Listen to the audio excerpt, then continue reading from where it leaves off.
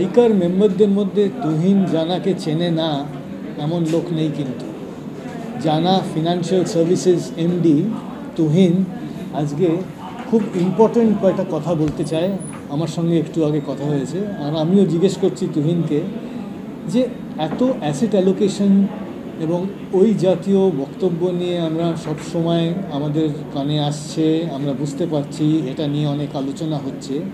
তুহিন ওর angle থেকে, ওর perspective থেকে asset allocation নিয়ে কী বার্তা দিতে চায় ইনভেস্টরদের, তুহিন যদি একটু খোলসা করে বলো। অ্যাসেট অ্যালোকেশন আপনি আমরা সবসময় অ্যাসেট অ্যালোকেশন করি। আমরা খাওয়াতে প্রোটিন খাই, কার্বোহাইড্রেট খাই, ফ্যাট খাই, ঠিক তেমনই আমাদের ফাইন্যান্সিয়াল হেলথটাকে যদি ঠিক রাখতে হয় বিভিন্ন অ্যাসেট ক্লাসে আমাদের ইনভেস্টমেন্ট করতে হবে। কিন্তু আমরা অ্যাজ এ ইন্ডিয়ান একটা অ্যাসেট ক্লাস আমাদের কাছে খুব মিস হয়ে গেছে, সেটা হচ্ছে ইকুইটি অ্যাসেট ক্লাস। আমি আরবানের কথা তো ছেড়েই দিই, আমি আরবানটা হয়তো একটু বেশি আছে, কিন্তু আমি মেইন যে কন্টেন্ট থাকে আমি রুরালে বেশি ফোকাস করি এবং রুরালের যে রুট লেভেলে কোথায় কোথায় প্রবলেমগুলো আছে সেগুলো দেখি। সেখানে এই যে অ্যাসেট ক্লাস, যে অ্যাসেট ক্লাসটা লাস্ট 25, 30, 40 বছর ধরে অন্যান্য সমস্ত অ্যাসেট ক্লাসের থেকে মারাত্মক রকম আউট পারফর্ম করছে, কিন্তু সেই অ্যাসেট ক্লাসটা, যে অ্যাসেট ক্লাসটাতে সবচেয়ে বেশি মারাত্মক রকম আউট পারফর্ম করছে, সেই অ্যাসেটটারই ওয়েটেজ সবচেয়ে কম আছে।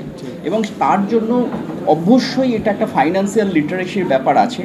আমাদের স্কুলস কলেজের শিক্ষা ব্যবস্থা আমাদেরকে শেখায় যে টাকা কীভাবে রোজগার করব, কিন্তু টাকা রোজগারের পরে টাকাটাকে নিয়ে কী করব সেটা কিন্তু কখনোই শেখানো হয় না।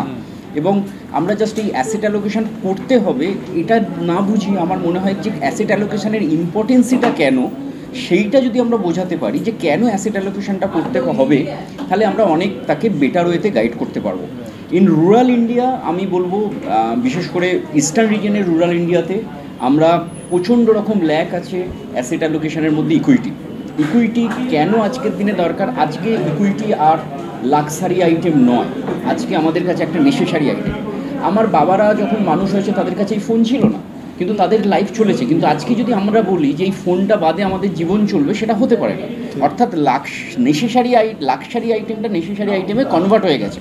তো তার জন্য অ্যাসেট অ্যালোকেশন, যে কোনো ফাইন্যান্সিয়াল ফ্রিডম বা ফাইন্যান্সিয়াল ফ্রি যাই বলি না কেন একটা মানুষের, সেটাকে কমপ্লিট করতে গেলে কিন্তু তার অ্যাসেট অ্যালোকেশন মাস্ট, এবং সেই অ্যাসেট অ্যালোকেশনের একটা গুরুত্বপূর্ণ ভূমিকা পালন করবে, সেটা হচ্ছে ইকুইটি।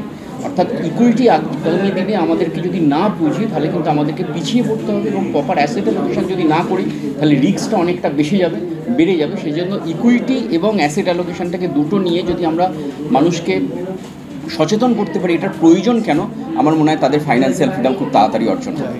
খুব পরিষ্কারভাবে, খুব স্বচ্ছভাবে তুহিন আজকে একাধিক ইম্পর্টেন্ট পয়েন্ট কভার করেছে। ওর রেঞ্জটা কিন্তু আপনারা লক্ষ্য করবেন যথেষ্ট বড় এবং ওয়াইড স্প্রেড।